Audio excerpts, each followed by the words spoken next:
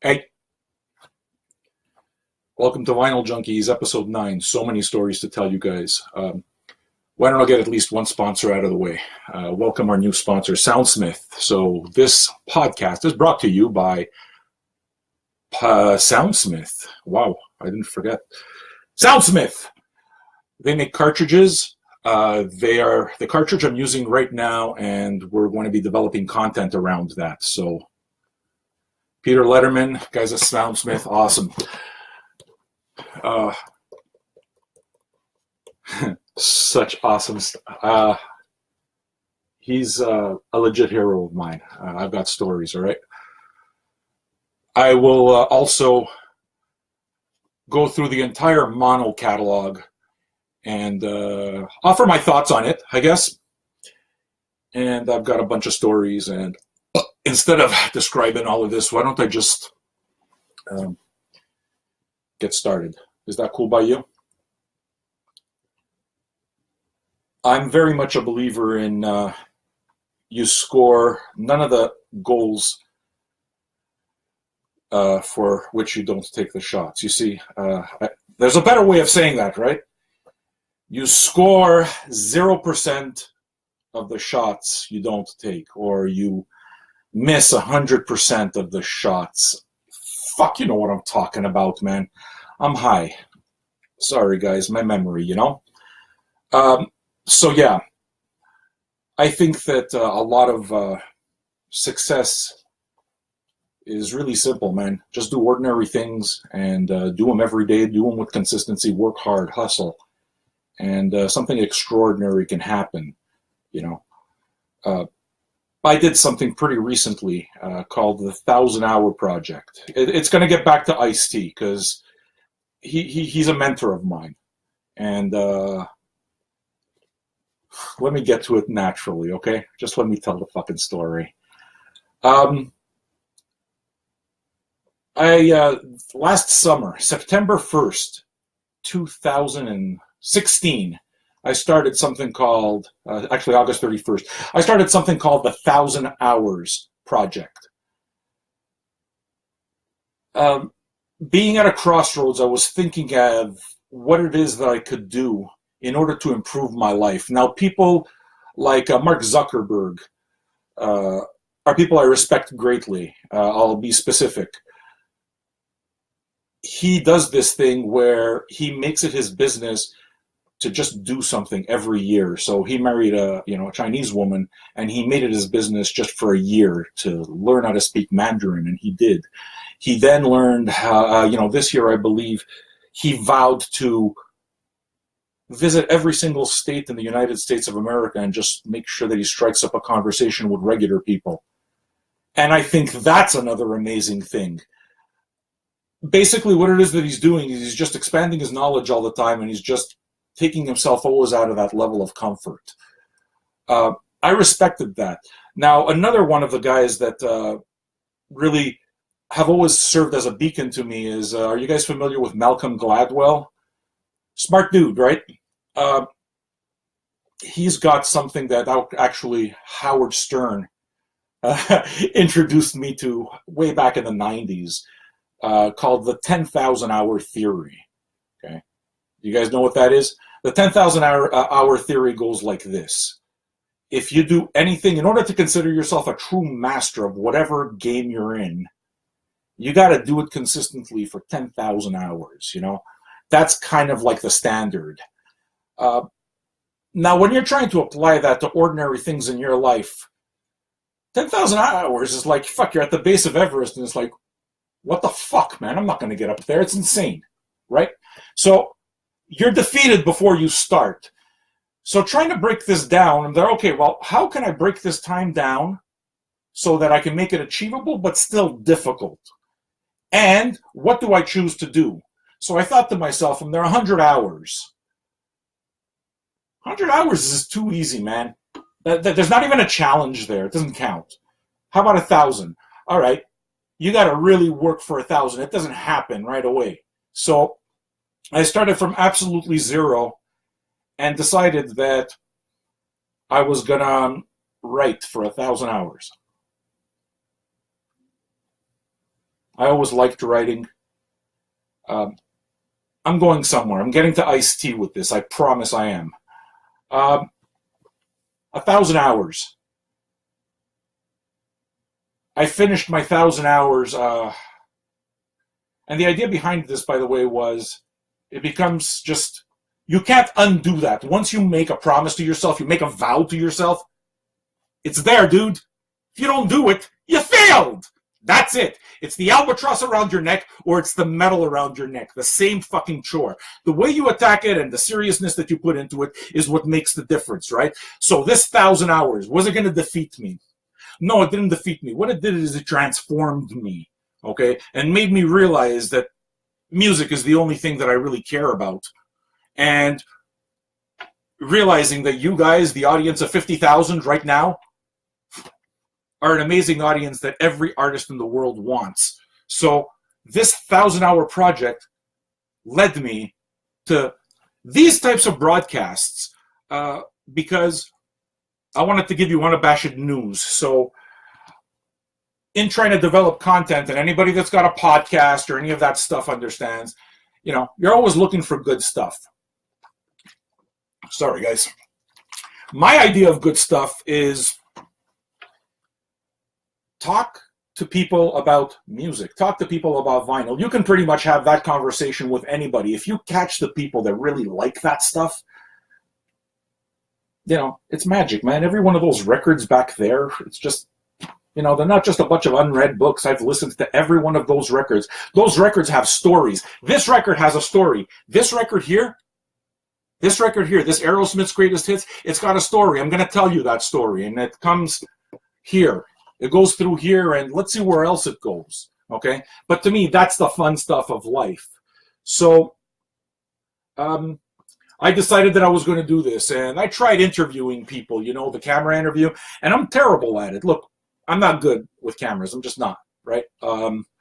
So I realized I'm terrible at it, and that's kind of too bad because, you know, I interviewed some good people. Melvins, Baroness, Mike Scheit of Yob, you know, Entombed, a bunch of things. But camera thing doesn't do it. All of a sudden, this podcast thing, you guys seem to be enjoying the content, which is cool because I'm going to be investing in the content, okay? I got a soundboard. I'm getting a new mic next week. All of this is going to sound better, much, much better. Forgive what it is now. But how does this go back to Ice-T? When it is that you're trying to fill 1,000 hours of writing, or when you're trying to fill 1,000 hours of anything, holy fuck, let me tell you, man, there's those grind periods. Now, the concept for me was really easy. Even if you just spend 1,000 hours scratching at tile grout between bricks, I swear to you, at the end of 1,000 hours, you will have learned something. Not only about grout and bricks, but about yourself. It's a journey where there are no losses. There's a lot of time where you got to grind and you got to work for it, right? But there are no losses. So this journey takes us to where we are right now. Now, you guys are a powerful audience. Seriously, it's just, you're a powerful audience, man. You buy the records. That's artists, labels, they want your money, okay? I love music. There's way too much music that's amazing to talk about shit I don't like. So whatever I talk to you about, I'm talking to you about it because it's here, man. It's in my heart. I you know, there are stories. Ice-T, there's a story. So again, I'm somebody who believes that the hard work isn't the plant that grows after you sow the seeds. It's really all the work that went before that. You reap what you sow. The one thing that my dad taught me, just by example, which is probably the best way to do things, is to work hard. I always saw he worked hard. You know, when he was done with his regular gig, he'd take weekend gigs and work for cash, painting walls, you know, painting people's houses. And, you know, I respected that. I worked hard. I started working at the age of 12, you know, for $1 an hour delivering groceries, not kidding. And so I learned that early. Ice-T works hard. I look at all of the people who I truly respect in art or anything. It's not necessarily only this extraordinary talent, right? Because not everybody's a genius. But there are some people that just, they do it right, so they can't help but be successful. And to me, Ice-T was always one of those guys. Buzz Osborne and the Melvins are really other guys like that as well. Every year, the album comes out, the tour comes out, they work during the winter and record. It's hustle, man. Hustle, right? Nobody hustles more than Ice-T. I won't insult you by going into the guy's career, but Ryan pays, goes gold, and he sells a bunch of records. He fucking has all of the United States after him with Body Count and Cop Killer. Then he plays a cop on TV and makes an amazing career of himself, for himself, should I say. But he's still putting out hardcore records with Body Count, and he's still releasing hip-hop in a dead music game, for the most part. Because, I mean, hey, look, dude doesn't need this money. He's on, he's on set. Special Victims Unit has gone on a long time. The guy's got dough. But he makes music. Never stops making music. And he spreads knowledge all the time. The guy's got game. I started following Ice-T, his career really in the mid-'80s with this Power. I originally had this on tape. And from tape, got vinyl, and then I got it on CD.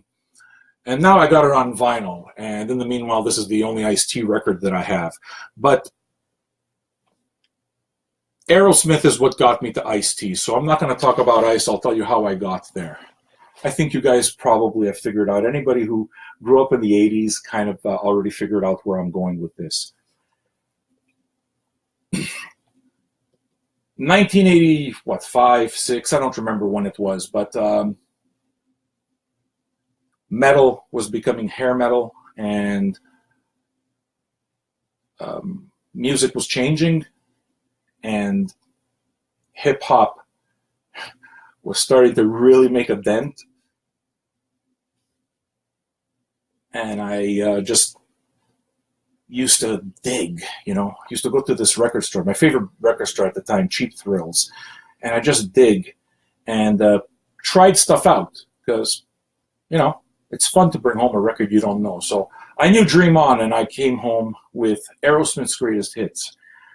Again, this is, 15 or 16 years old, 85, 86, and was promptly, completely, and utterly blown away.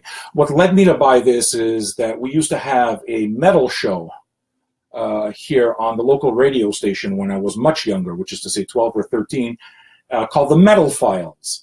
Okay, now the Metal Files at one point played Aerosmith Mamakin. And that was like just the second song I had ever heard from Aerosmith other than, Walk This Way and all of this stuff. And I loved it. So I was promptly blown away by Aerosmith, even though by this point, the mid-'80s, they weren't exactly considered cool.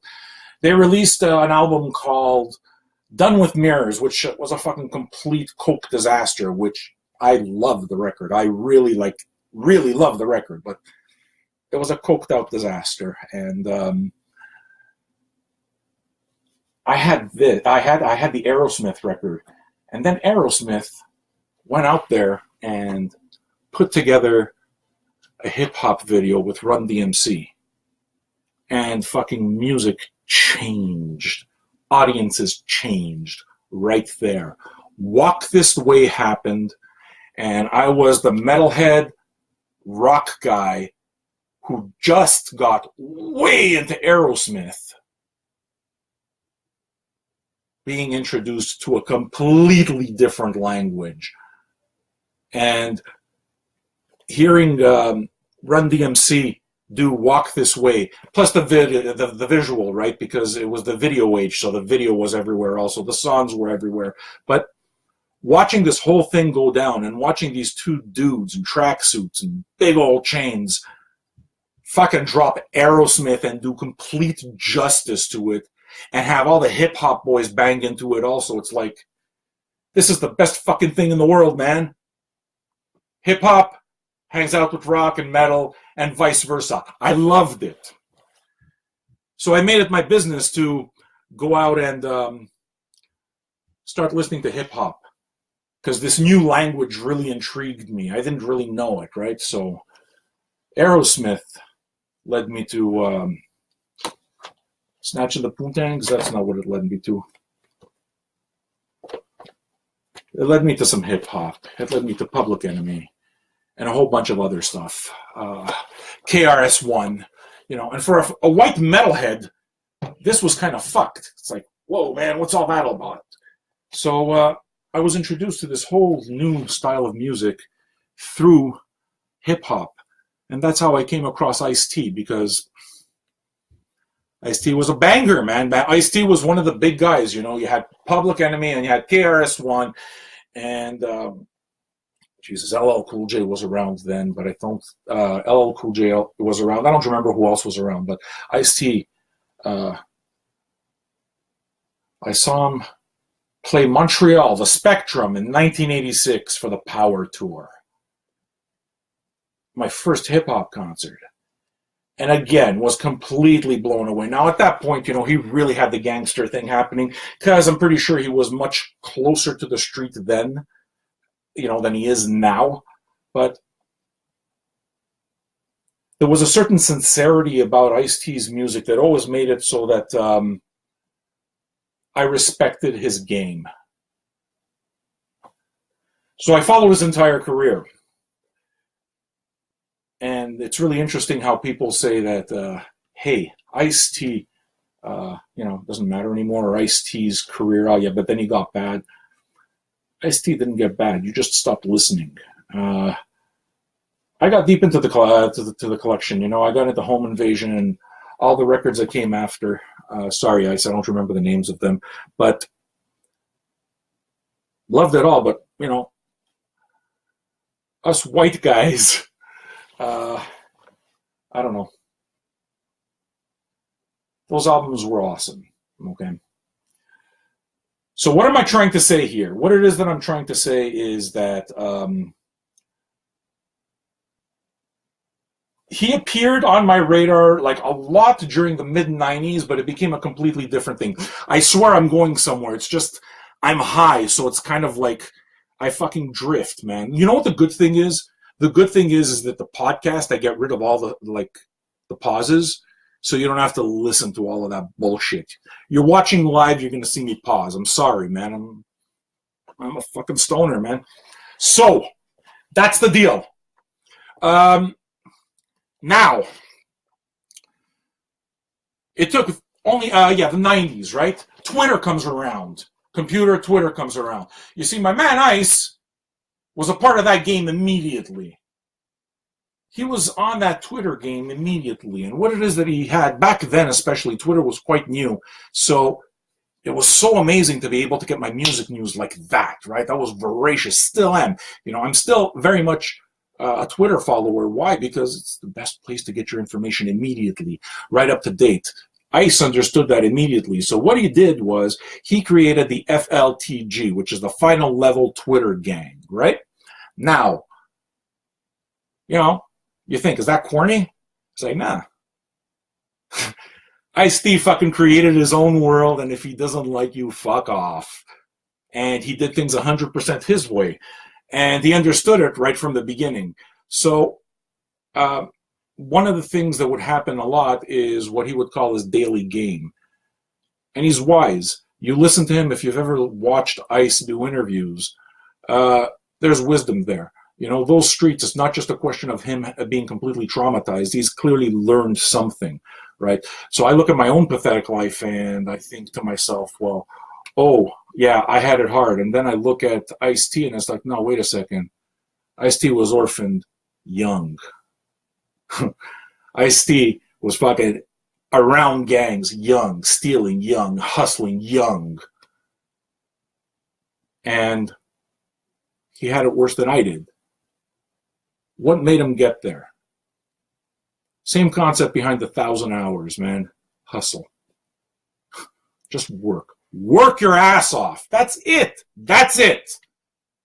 Whatever you love in life, okay? Work your ass off. There's something called a tipping point. Malcolm Gladwell again. You don't see stuff come to you when you're grinding, but it's that grind that gets you to the end. So part of that grind for me, now I'll get back to Ice-T and what happened to me this morning. Shit, this story took 20 minutes, eh? All right. So this is what happens, right? Part of the grind for me is I live by the credo that the hard work is taking the shot, practicing your shot. Take the shot. You're not responsible for the goals, okay? The more you practice, the better your shot. The better your aim, the better everything. Simple. But the hard work is the practice. The hard work is taking the shot, understanding it, okay? When you score the goal, well, that's a mixture of talent and hard work. Very often it's not just raw talent. It's really fucking hard work, you know? Mario Lemieux works like a motherfucker to be the best in the world. It doesn't just happen. Understand? So taking my father's work ethic, I've always been somebody who worked hard at whatever. And when I decided to go ahead with Vinyl Junkies, that's, 12 hours a day is something that's just every day, because you can't climb your own personal Everest, or you can't reach whatever it is that you're trying to reach in life without doing the fucking work. That's what it comes down to. Part of the work is approaching people, developing good content. Ice-T, can you imagine talking to this man about him laying game on us? Him talking about the vinyl industry. He saw the vinyl industry go up. He used those 12 inches, right? You listen to all of the samples in his record, and it's like I was listening to Power just yesterday, and there was a snatch of the Poontangs clip in there. A sample he was using from Snatch and the Poontangs. Holy fuck, man.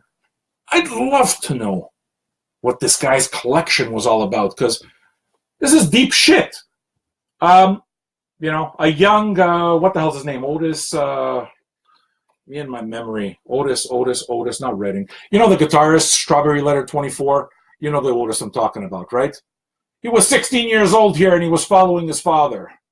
So, Ice knew, man. He sampled it back in 86. I want to know how. I don't think he ever sampled the Skull Snaps. But I'd be really interested, because I'm thinking to myself, if he knew who Snatch and the Poontangs were, chances are he also knows who fucking Skull Snaps are. How about Baby Huey? What else can he teach me? I don't know hip-hop like he knows hip-hop. Just talking records. You tell stories. Why? Because every one of these records is fucking magic.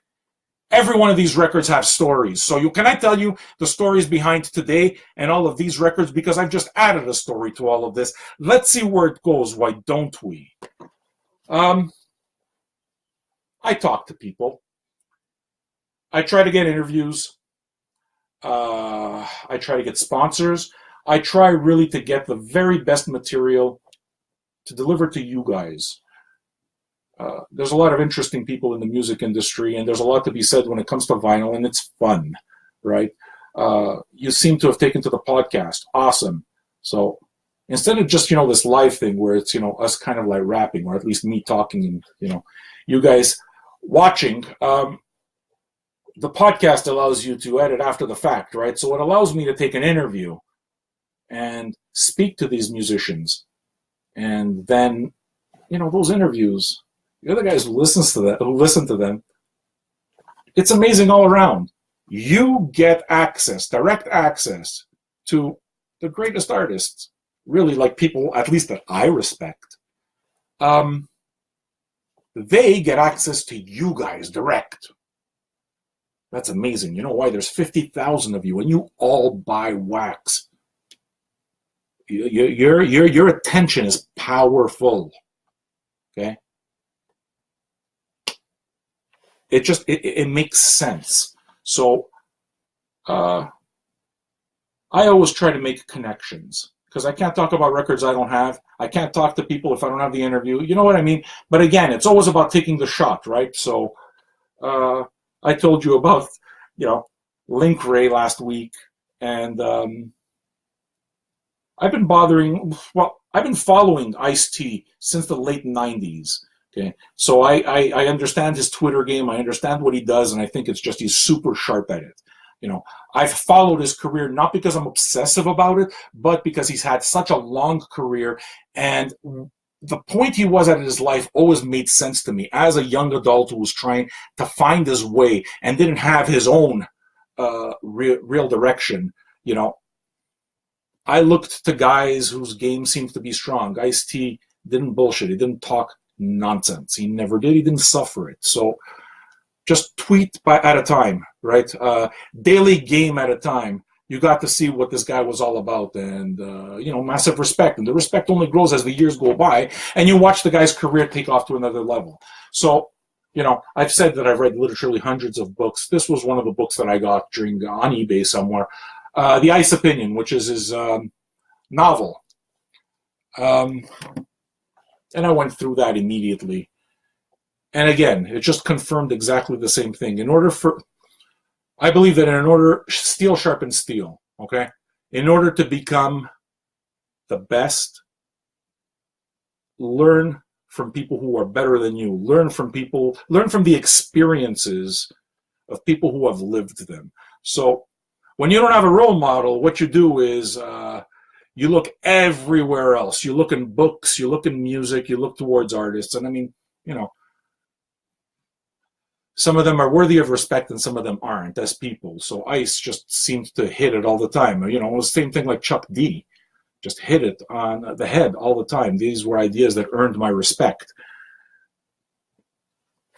So when I started putting together the podcast, you know, I'm reaching out. And can I get an interview here? Can I get an interview there? And I've been dripping on Ice for a while. Dude, I'd really like to interview you. You made a big fucking difference in my life, okay? And there's more to this story. I'm just not going to go into it right now, but there is more to the Ice-T story. But wouldn't it be cool to fucking have an interview with the dude? Okay?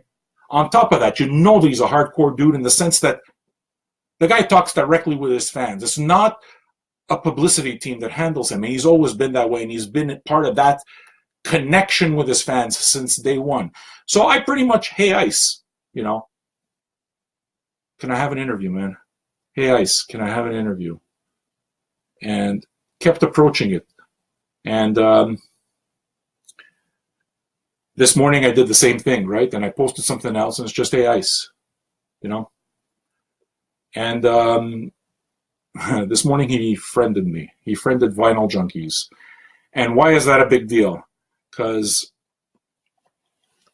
to me, that's my opportunity to tell my story. And at this point, I may have completely lost them because we're 28 minutes into this game and I still haven't told the entire story. So I may have already blown my chance, but this is my chance. That's the way it is that I see it. Why? Why did he friend me? Because there's an audience. Podcasts. He relates to his fans, and I knew that he's one of those guys that relates to fans. That guy, the last time he played Montreal, he played for Fun Electric, man. Or maybe he played the festival. But all that to say that he played a club date. He doesn't give a fuck. He's played in front of 100,000 people, but he'll play a club date. There is absolutely no bullshit to the man's game. I love the guy. You understand? In terms of respect, that's what it is that I like to see. When musicians do that, it's cool, you know? So, yeah, I know it's fucked that, you know, I look towards musicians or people out there in order to gain wisdom, but hey, when you're a fucking boat in choppy waters without a rudder, what you do is you grasp where you can grasp. And music fucking grounds us. Music helps us through choppy waters. Music celebrates with us. Music is the soundtrack of our lives. You understand?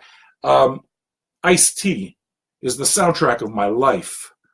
And over the years, just reading Daily Game and reading Ice Opinion and watching his career and watching how the man's level of zero fucks given is just, it's zen-like. It's crazy. So I decided that I'd, you know, really just put my heart out into it and wrote him a bunch of stuff. And I'm going to read it to you, okay? And the reason I'm reading this to you is just to say you take the fucking shot. Always. I don't know. It doesn't matter anymore because the work's done. Take the shot all the time. Don't ever be afraid of no. Don't ever be afraid of anything. Fuck. So anyway, at the risk of having made a fool of myself, I don't think I have. Why? Because I believe this. Because it's from the heart and because, well,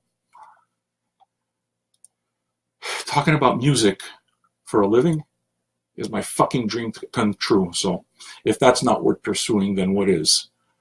So let me read to you, all right? This is what I read. This is what I wrote to him.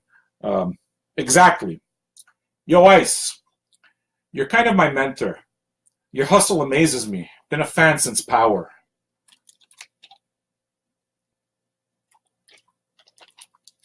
Your level of zero fucks given is pure Yoda. It is. I'm the founder of Vinyl Junkies, the internet's largest vinyl community, 50,000 plus members. Even larger reach. No bullshit. I worked my ass off over 6 years to build it right. It's legitimately a very effective target market for vinyl, as good as it gets. Now, I'm sponsored directly from a bunch of sources, including labels, and work my ass off to build good relationships with labels and artists to bring you closer to the people who buy your records and the people who love your art, the people who support you at the shows, buy the t-shirts, you know. We're here, man. We all buy music. We don't fucking just stream it. Okay? So, it's legitimately a large, very effective target market. I get my sponsors. Ice-T is a good relationship. You're a stand-up dude whose knowledge I'd like to provide for our audience. Let's talk about the record game, the vinyl game. I go deep with a lot of the shit that influences you, so I'm pretty sure a really good conversation/interview can be had. I won't waste your time or my opportunity. You could literally change my fortunes. Give my brand, Vinyl Junkies, a huge boost and help me build this, both for the music community, the people who buy the music and support it with their money, the artists that earn their living from it, the labels, the people who are employed by it, and my family, who deserves better than what we have, you know, because when you work, you don't work only for yourself, man. You should always work for someone else. It can't. I love my family, man. So I put a link to the podcast. The podcast sounds like shit now. But I've just made an enormous upgrade in sound equipment. That's part of VJ News. New sound equipment. It should be working next week, okay? So this is the last week of garbage. And for what it's worth, I really know my shit. 40 plus years of very involved listening. Easily 15,000 albums purchased in my lifetime. Hundreds of music books. Most of those books are artist biographies. Look, I'm a nerd for art. I worship the art, not the artist. You're another level. Your game has taught me a fuck ton, both about the importance of hustle and playing a clean game. Our Facebook forum alone has 22,000 plus members, very active, very effective at helping you get your message out there. It's a fully searchable vinyl Wikipedia. Of course, we know all of this, right? No spam, no trolls, no bots, no drama, no bullshit. Just like the final level Twitter gang. Check the rules pinned to the door. Private, members only. Gave him a link to the group. I don't expect them to join, but, you know, just to see that I'm not bullshitting. Thanks for giving me the chance to say my piece. I'll be happy to answer any questions straight up. Vinyl Junkies works. And you saying no to me won't ever stop me.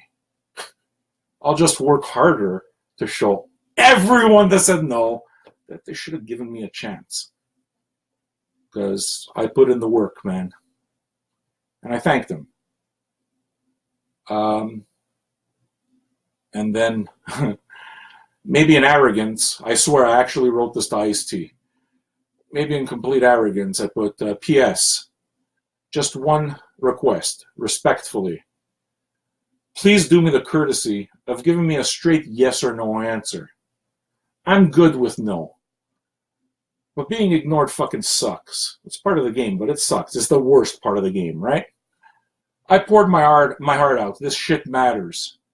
I'm hoping that merits a response.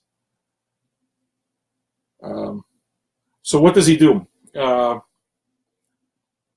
I tweeted out something that said, you know, that moment when Ice-T fucking acknowledges you or something like that, and he retweets it, and people respond to it, and what does it do? It gives me a story, you know? It tells me that maybe my man Ice, if I haven't bored him yet, might actually be watching all this shit and be thinking, you know what? It's fucking horrible, but at the very least it's honest, and he's actually speaking directly to the people who buy my records. So, you know, we're complaining about people who don't buy music anymore, don't support music. Vinyl Junkie supports music. We buy music. I promise we buy music. You see, this year, that's not all sponsors. I bought all that shit. And before this, there were CDs and cassettes. We're junkies, man. It's a fucking disease. We love music. You understand? So, that's it, Ice. You matter. Baby Huey. What else did I have in this pile? You know, Sly and the Family Stone probably matters to you. Can I give you a copy of this record, Ice? I'm not kidding, man. Ice-T, I'd like to give you a copy. You know why? Because I can tell you another way that you could make a fucking difference. This was put together by Experience Vinyl. It's a new vinyl service.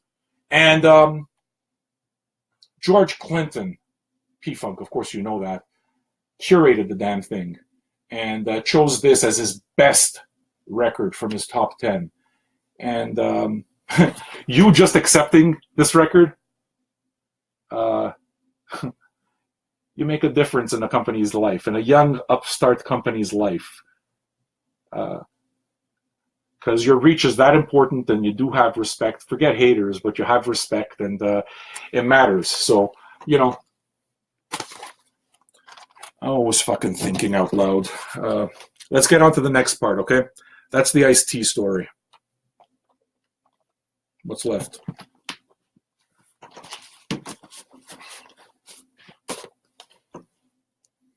I'm pretty sure that Ice-T liked Gil Scott-Heron. Let me just set this up. You see the podcast link below? Join that podcast, share, download the podcast. What you're going to be seeing right now is all of the mono catalog. All right, I'm going to be doing a full catalog review of the stuff that I have, which is 9 records, so it goes pretty deep. I spent the entire week listening to mono. So when we're talking about 9 records, generally speaking, I don't talk about a record before I've listened to it at the very least twice. And I make certain that listening to it doesn't mean just doing work and whatever. You know, it's like I try to really listen properly. So I listened to every mono record twice. Now, 9 records equals 18. It's more than 18 because I listened to some records 3 and 4 times, revisited. Why? Because I wanted to familiarize myself with this catalog. Whether I like it or not, Pitchfork is a very important source of information. I don't like it because I fucking hate their reviews. I think it's just it goes against it just. So let me read a quote to you from Gil Scott-Heron. All right, it's a quote from his last album before he passed. I'm new here. It's in the fucking sleeve, and I don't have the sleeve. I can't do it. I can't do this. Basically what he says is, listen to the music properly, uninterrupted, the first time. Put it on, get comfortable, get a beverage. Make that experience count. Savor it. Get rid of all distractions. Even the significant other. Those are his words. And you read the inside pocket of this Gil Scott-Heron album, and you know he died not long after. But basically, it was very powerful The reason is that it was powerful is not just so much the message itself. Yes, the message is on point. But as you drop the needle on a new record and you read this in the liner note, he's telling you something. Pay attention to the music. I want you to listen to what I'm saying.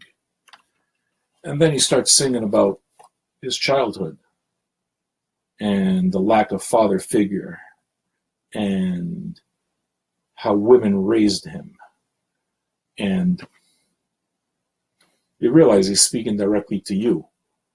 And this is a most amazing record. You know, he released a remix of this a year later and died later that year. But to me, I always kind of take that, deep listening is something that's super important, right? So that's the way it is that I went about this mono catalog. You guys can check the links over there and check the temporary residence site and pick a record. At the end of this, you know, I'll be picking winners from the mono catalog. As I mentioned last week, started here, man. For me, I started listening in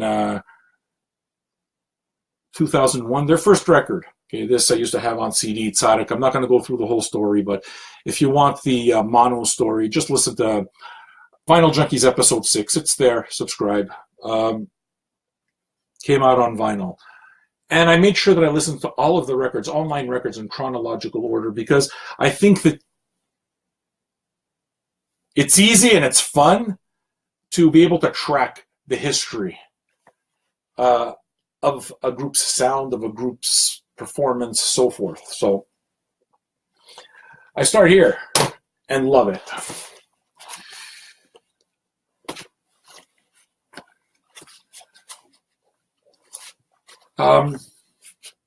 As I go through their catalog, I realize that the very first record, which is Under the People Tree here, is their rawest. It's the production value is not there. Their sound isn't completely formed. The idea is there. The passion is there. The flair for dramatic music is most certainly there as well.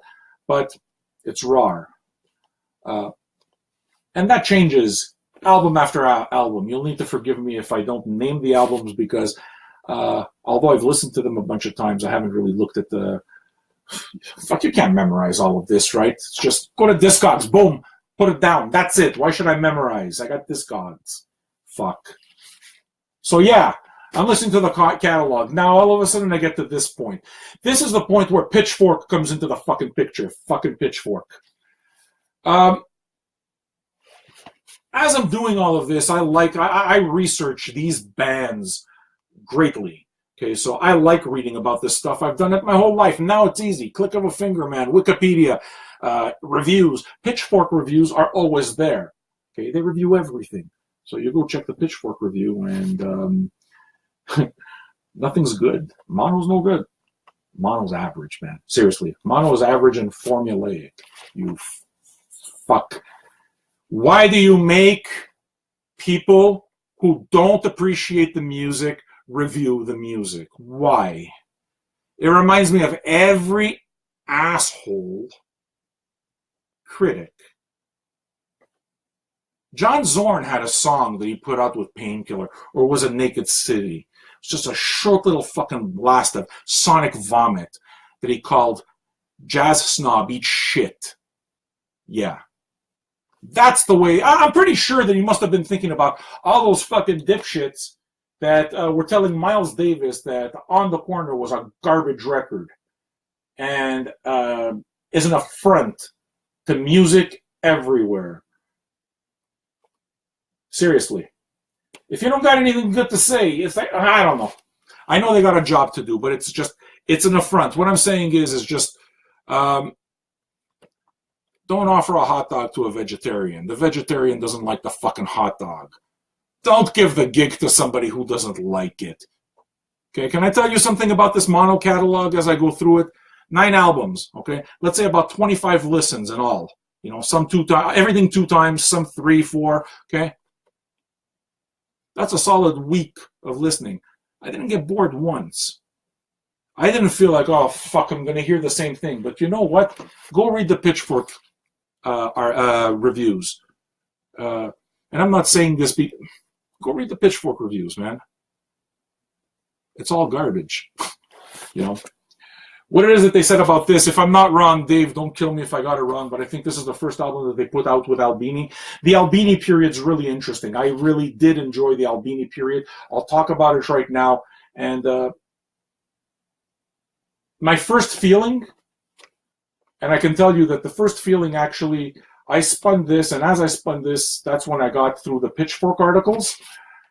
I was reading it, and they were mentioning that it was Albini's first album. Was it? Maybe I got the wrong order. But anyway, you get the idea. Albini's first album with mono. And it's supposed to be a match made in heaven, right? You know, Albini can, right? The whole thing. It's supposed to be fantastic. And it fails. It kind of doesn't work. So I went in listening with that and thought, I'm not sure. Why would you say that? So I listened to the record, and I liked it. I found it a bit muddy, right? So from everything that I had heard from mono before that, I liked the clarity of the production. I liked, I'm a sucker for string sections. I'm a sucker for all of that stuff. I liked the clarity that, Albini really focused on the fuzz. So I went in biased, and Pitchfork biased me that much more. But anyway, I went here. And then I went here, and I thought, this is the fucking best mono record I've ever heard. This mono record rocks. Check again, Albini. Of course, it got a bad review on Pitchfork, right? Because it all sounds the same. Mono, every record. Motorhead, every record of Motorhead sounds the same. AC/DC, they should have just made one record. You know why? Because they all sound the same. You're not a fan. Your opinion doesn't matter. Fuck yourself. Right? Amazing. Know what's amazing about this one on top of that? The packaging. They give you a red piece of paper with directions on how to fold an origami swan. The packaging on these records is flawless. They're not expensive. It's good quality vinyl. It's well produced. From that end, from the vinyl perspective of things, Temporary Residence, I can say with confidence, without any bullshit. You're going to get reasonable prices. You're going to get good vinyl that's very, very well designed. The records are well made. No garbage. Solid, solid, solid label. I've been listening to them since forever, but now, I'm going through as much of this as I have. Can't get much better. During my week of listening, I've noticed that this is the one that all of you guys talk about. Everybody. I've posted this, and a bunch of people just, this is my favorite mono record. Okay, well, I guess it's your favorite mono record. I guess it must be something. So this seems to be 9 out of 10 doctors prefer Hymn to the Immortal Wind by Mono. This seems to be the popular one amongst the kids. For my parents is the record that Pitchfork completely trashes, because what they do here is they work with a 19-piece orchestra. 16 of those pieces is a string section. I'm a sucker for strings. I love strings. And I have a deep appreciation for anybody who can orchestrate that in a moving manner. Okay, Pitchfork savaged the record because they were, basically saying that it's schmaltzy. And again, it's always a matter of perspective, right? Do you guys play any Japanese RPGs at all? The soundtrack to Final Fantasy, that kind of deal. Soundtracks to a lot of those video games, to a lot of those RPGs is an important immersive part of the video game. The Japanese compose a certain way. There's something special to the music.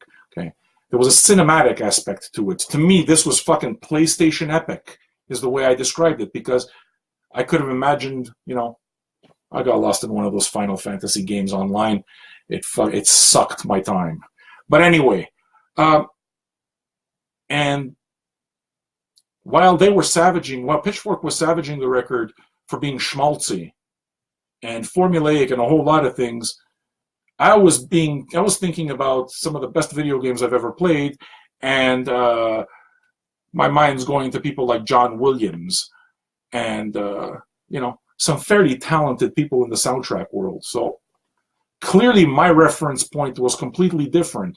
The reason I'm saying this is not a question of right or wrong.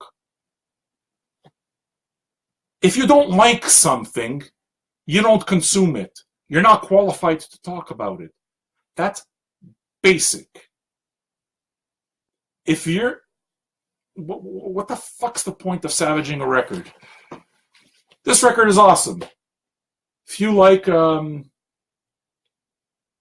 flourishing passages, if you like stuff that's, it moves away from the mono experience. It seems like it got lighter. That's exactly what Pitchfork hated, but For My Parents, fucking awesome.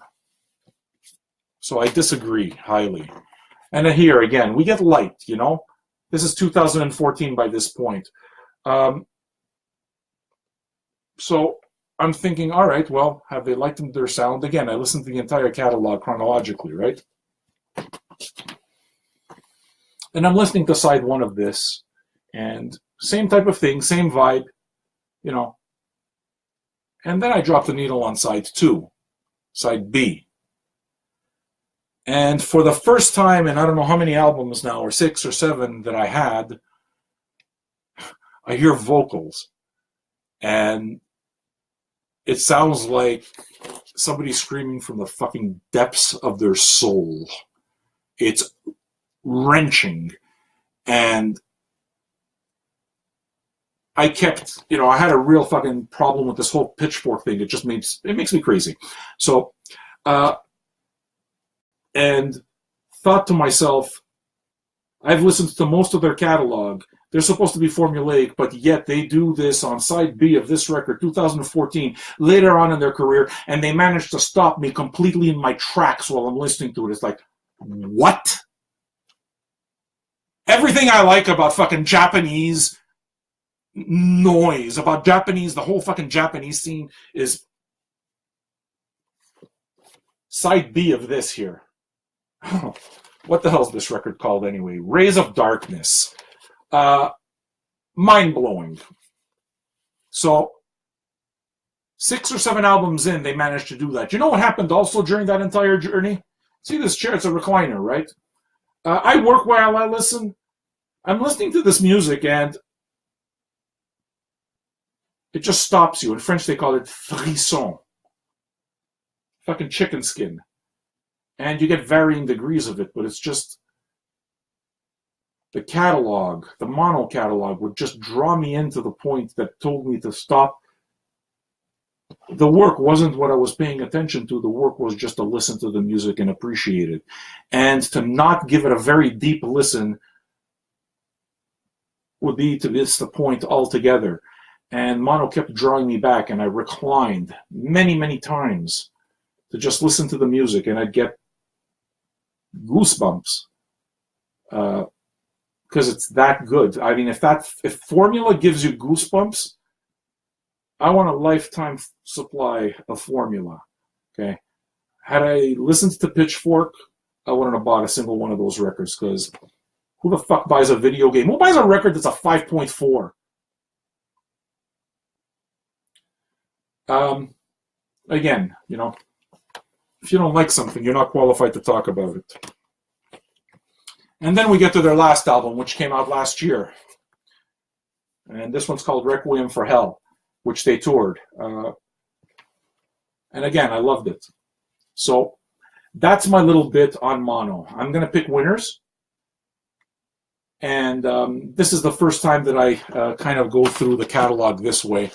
And it was a lot of fun, kind of just take you through the entire journey, trying to stay on point as much as I can. But... the reason I was able to do that is because Temporary Residence gave me a ton of catalog all at once. So I was able to grab it all and just play it in order, see what the artist wanted during that entire time. And it was an amazing experience. And why I'm happy is because I'm going to be doing that a couple of times more over, okay? This is VJ News. This is really cool news. But, I got the entire Explosions in the Sky catalog also. So I'm going to be spending a solid week with that and telling you my thoughts. Yeah. And ultimately, my thoughts don't mean anything. Listen to the music for yourself. That's really the most important thing. Just you give it a listen, man. You can't learn something if you don't open the book, you know. Grails. We have some really fun stuff. I got some good stuff planned around Grails. Okay, I'm working really hard for you guys. I want to give you guys special content. I want to give you guys special everything. Okay, so I'm working hard with labels and to try to coordinate a little bit of an experience for you, so that when you get records from the people that sponsor us, you know, maybe you'll get an extra poster or something like that. That, you know, if the bands, you know, are willing, come to the merch table and meet the people who come and buy your records. You know, to me, that personal touch is always what it is that mattered with a band. I loved bands that spoke to their fans, and I still love that kind of thing. So, you know, a lot of the bands I listen to, definitely the indie ones, you know, you don't have to go through any publicists. Just talk to them, and they're down. And you're helping them. You guys, vinyl junkies, all of you, you're buying their records. You're keeping them on the road, okay? It's a small part of their business, maybe. They're not making all their money on it, but you're helping keep them on the road. You're helping these artists do what they do that you love so much. So why don't we bring the circle together? I'm trying really hard to do that. I'm trying to give you places to buy the records so that, you know, you can go visit the bands, get an autograph, get a picture if that's what you want. See if we can get an interview so that we can talk to them and you can kind of get a feel for what you're supporting and the aesthetic behind it, or the thought behind it, or the history, you know. Looks like, you know, an interview with Grails is going to happen, and I'm looking forward to seeing what that's like. Should be fun. Why am I doing all of that? Because the Grails are going on tour. They're doing a North American tour in September. Now, this came out, earlier in the year. Chalice Hymnal is their last album. It came out earlier in the year. They're doing a North American tour now. So wouldn't it be great to just support the band, support that tour? We buy their records. We buy their records. Why not bring that all together, right? Support the artist by bringing everything together. That's what it is that I'm trying to do with Ice-T and everybody else. So I'll be going through the Grails catalog eventually also, leading up to the tour in September. Sometime in the future, I'll be giving away a copy of that Grails record. And Mogwai has their new album coming out on September 3rd or 4th, very, very early on in September. And I know that Vinyl Me Please is putting out a box set, and Temporary Residence is putting out their box set. Vinyl Me Please has a special edition of it, you know, the variant thing, all of that stuff, members only. But we're going to be able to see that box set. I'm going to have a copy of it. I'll do a complete review when it comes, and all of that's leading up to probably a tour, you know. So when they come to tour, we'll see, right? By following these tours, by having the catalog, I report to you. You're the audience. I can't talk about shit I don't know. So Mogwai's in the future. A lot of good stuff's in the future. Hopefully Ice-T. That's dream come true stuff. Where else are we going now? These were the hip-hop records I was looking for. Another piece of news is Experience Vinyl. Folks that have been subscribed to this Experience Vinyl will be receiving a copy of their new record. I haven't gotten it yet. It should be coming. It's Peter Gabriel's Melt, curated by Grace Slick of Jefferson Airplane. And she wrote some really beautiful essays, which I'm looking quite forward to checking out. You know, the package they seem to have nailed as well. And I got to speak to the guys there at Experience Vinyl just yesterday. There's some fun stuff ahead. They're figuring this entire thing out, and I like what they're doing up to now. We had a fun conversation, and I look really forward to seeing where it's going. But next week, Grace Slick. Next week, Peter Gabriel, and we'll see where we go from there. And I'm pretty sure something else is going to happen because I keep doing this, man, hours and hours, right? I do like my work 12 hours a day. I love it. And now we're going to pick winners. Now I'm actually done talking. That was a long one. Oh, yeah, Dave, and Envy. There's a band called Envy. Supposedly I'm going to very much like, so I'd like that. Hey, Ice, you like Missy Elliott? My sponsors at Vinyl Me Please. I'm pretty sure that I can scrape off a copy and they'd send it directly to you, Ice. Do you want a copy of Super Duper Fly? You listen to it. Come on, do you spin vinyl? Fuck, I'm dying to know, Ice. I want to give you a copy of Super Duper Fly. Vinyl Me Please really wants you to have it. I'm fucking nuts. All right, winners. First winner, right off. First winner is Todd Harris. Todd Harris is an admin fucking supreme, one of the absolute earliest members of Vinyl Junkies and a friend. A friend. And way before, when we were just doing it for ourselves, you know, when the group was much smaller, way early, Todd was there, and his band, Battle Path, had just put out a record, and he sent it to me. And it's still one of my favorite black metal records, and I should have thought of bringing it to you, but that's always going to be a story there. But he's just, I have great respect for righteous people who live good lives, and that's one of them. And a community like Vinyl Junkies doesn't happen without just everybody pitching in their part, whatever part that is, you know. If it's even you guys just watching, that's a part that fucking matters, man. You're the audience. Second winner. Todd picked Requiem for Hell, the last one. All right, Todd Harris, you're getting that one. I got 3 names in front of me. Who the fuck do I give this prize to? Chris Skawnewski. You win a mono record too. I don't know which one you chose, but visit the site. The link's over there. Pick your record, and we're going to send you that mono record. Next week, there's some Vinyl Me Please news. Actually, there's some metal news also.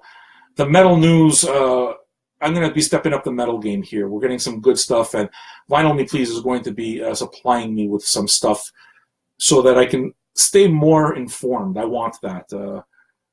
I can't talk about records I don't have, and I love metal. I really do. But let's see what we can do, all right? We're working on it. Thank you for putting up with the poor sound thus far. It should be getting better tomorrow. Not tomorrow. It should be getting better next week. Sorry, I'm just fishing around, and I'm completely done. Thanks for listening. Love you guys. Cheers.